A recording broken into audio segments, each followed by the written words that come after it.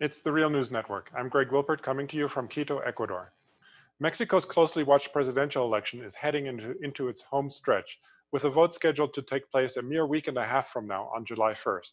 Center-left candidate Andrés Manuel Lopez Obrador, also known by his initials as AMLO, remains far ahead of the other three candidates according to the latest polls. If AMLO wins, it would be a truly historic result for Mexico. While the presidential race is in full swing, local races, which are also taking place, are becoming increasingly violent. Over 100 local political candidates and politicians across the political spectrum have been assassinated so far. Joining me to look at the latest developments in Mexico's all-important presidential race is Laura Carlsen. Laura is the director of the Americas program of the Center for International Policy in Mexico City. She focuses on US policy in Latin America and grassroots movements in the region. Thanks for joining us today, Laura. Thanks, Greg. So let's start with the latest polls. What are they saying about AMLO's lead? And is there any chance that any other candidate could still catch up? And perhaps you could say something about the fact that Mexico does not have a runoff like you have in Colombia and Argentina, for example, and what impact that has on this election. That's right. There's virtually no chance, according to the polls, that another candidate could catch up with Lopez Obrador with just a week and a half to go until the elections, especially. The latest polls, the Forbes polls, show Lopez Obrador with 50% of the vote, and his closest opponent, which is the conservative candidate Ricardo Anaya, has 25% of the vote and only 19% for the ruling party candidate, the PRI candidate, Jose Antonio Meade. So his lead is significant. It's considered to be, irreversible at this point. And there is no runoff. So we're looking at the four candidates going into the elections, the three major coalitions, center, left, conservative, and the ruling party coalition, as well as an independent candidate who has just a tiny percentage of the vote. Things seem to be sewn up, but there's a lot of tension still in the air because of kind of the maneuvers surrounding the elections at this point. Well, actually, could you say something about that? What kinds of maneuvers are you talking about? I know that there have been talks about the two main establishment candidates trying to unite perhaps against AMLO. Is there any chance of that happening? And or what other maneuvers are you referring to? Well, that's probably the main one. Right now, the establishment, the powers that really would do pretty much anything to keep Lopez Obrador from becoming president, despite being by far the favorite of the voters in a democratic system, are looking to see what possibilities there are to create what they call the useful vote. And that means to choose one of the candidates, either Meade or Anaya, and have everybody throw their weight behind him to catch up with Lopez Obrador. In the first place, even if they did that, they don't have the number of votes, according to these recent polls, to catch up with him. And in the second place, the possibilities that they can actually do that are minimal. In the first place, Ricardo Anaya, has come out openly criticizing the PRI in very strong terms, the corruption of the Peña Nieto government. And so the PRI base and the PRI leadership is not disposed to throw their weight behind him, even though he is the second place candidate at this point. They've launched this campaign to try to get the PAN to throw their weight behind Meade, but Anaya is obviously not willing to do that. What they're arguing is that there's much more possibility that panistas would vote for Meade than that priistas would vote for Anaya, so we should do it this way. But they really don't have much pull. There's also internal divisions. I mean, even the PAN itself, the conservative forces, are not really united behind Anaya. There was a lot of really dirty play that went into the whole process of him becoming the PAN candidate. So there's internal fighting on all sides, and the chances that they could actually get together and consolidate votes to prevent Lopez Obrador from gaining the presidency are pretty much nil. Well, actually, I might just add also, I think the PRD, which is AMLO's former party, is supporting Anaya of the PAN. So it's often referred to in the media as a right-left coalition or something, which seems a little bit bizarre. Maybe you could just say a couple words about that. Well, I think the main thing that we have to understand there that it's been a long time since the PRD was really a leftist party and in any way represented more left-wing principles of, say, redistribution of wealth.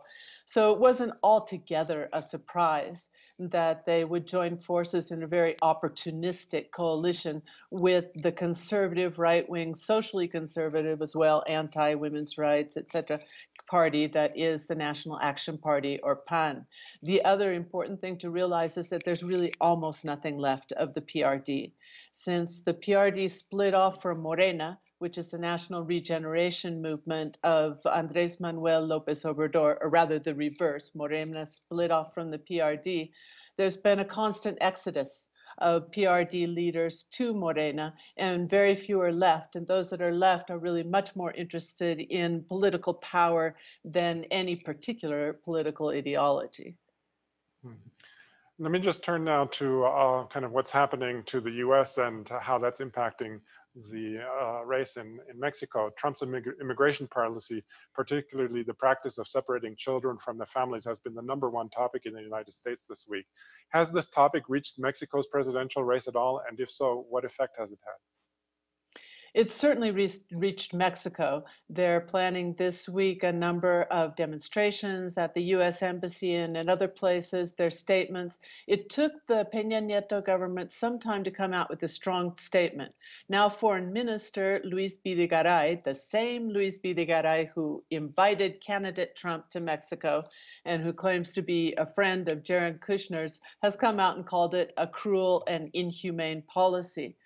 But at the same time, there's a lot of criticism against the PRI, which is criticism that predates this most heinous step in really the immigration policies of the Trump administration, in the sense that they're being easy on the US government because they're still bucking for a favorable response to NAFTA renegotiations.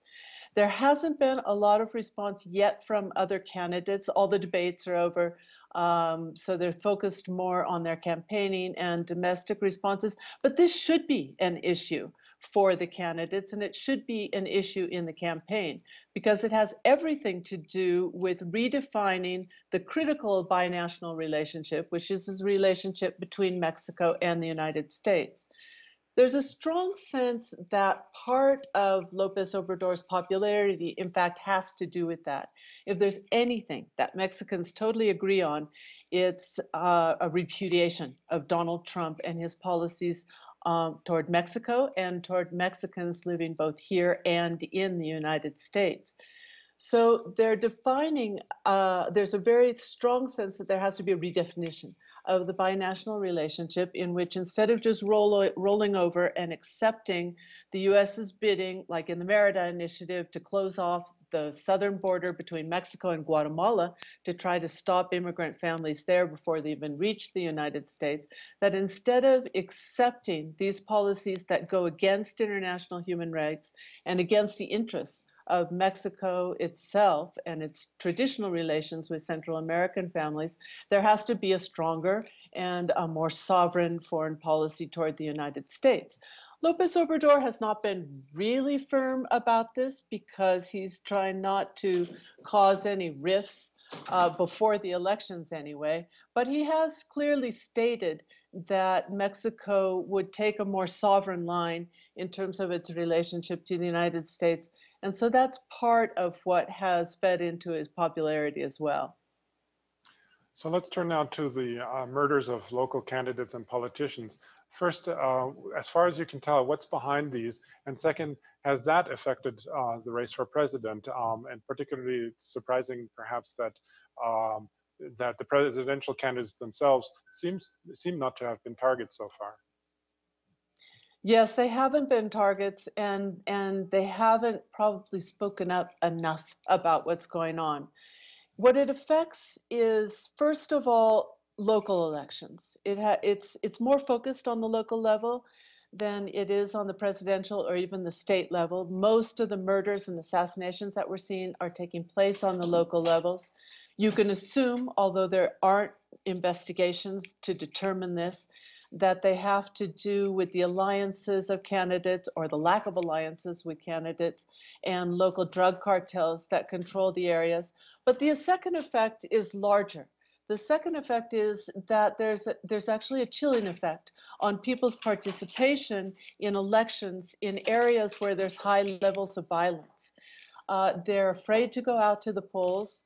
They're given a message that elections are equivalent to violence, that there could be violent incidents, including on election day, and it keeps people from going to the polls in, say, places like Tamaulipas on the on the Mexico-Texas border, and other places where there's traditionally a very high level of violence. This is bad, because a low turnout contributes to, it always detracts from a healthy democracy in the first place, and it also contributes to the possibilities of more fraud, because the lower the turnout is, the greater the possibility that this kind of what they call the core of forces that the ruling party has for decades manipulated to vote to maintain its own power has a proportionally larger impact on the elections themselves.